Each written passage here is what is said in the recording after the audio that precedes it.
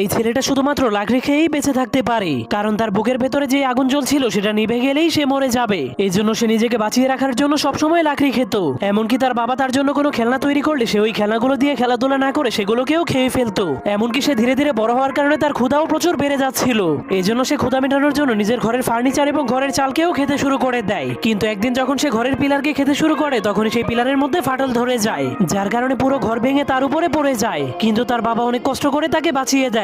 তখন তার বাবার এত কষ্ট দেখে ছেলেটার মনটা অনেক খারাপ হয়ে যায়। এই জন্য সে কসম করে আর কখনোই সে লাকড়ি খাবে না। এর পরের দিন তার বাবা ঘুম থেকে উঠে তার ছেলেটাকে কোথাও খুঁজে পাচ্ছিল না। এই জন্য সে তার ছেলের পায়ের ছাপকে ফলো করে করে অনেক উঁচু একটা পাহাড়ের উপরে চলে যায়। তখন সে তার ছেলেকে একা দাঁড়িয়ে থাকতে দেখে জলদি করে তার কাছে চলে যায়। কিন্তু সে দেখতে পায় লাকড়ি না খাওয়ার কারণে তার ছেলের বুকের আগুনটা নিভে গিয়েছে। এর জন্য সে আগুন জ্বালানোর জন্য সেখানে ফু দিতে শুরু করে দেয়, কিন্তু তবুও কোনো লাভ হয় না। এর জন্য তার বাবা অনেক মন খারাপ করে তাকে মাটিতে শুইয়ে দেয়। এরপর তার হাতে তার তৈরি করে একটা খেলনা দিয়ে দেয়।